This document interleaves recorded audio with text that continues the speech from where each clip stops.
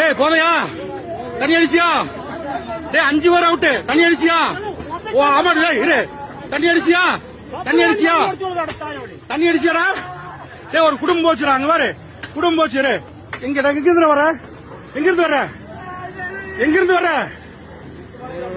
பாய் பாய் புடிங்க பாய். எங்க இருந்து வர? செல்போன் எடுங்க. இந்த வீடியோ ஃபுல்லா பார்க்கவே முடியல, அந்த அளவுக்கு கொடூரமா இருக்கு. ஸோ ஒரு ஆக்சிடென்ட் நடந்திருக்கு, 5 பேர் இறந்துருக்காங்க. அது மட்டும் டீட்டெயிலாக புரியுது.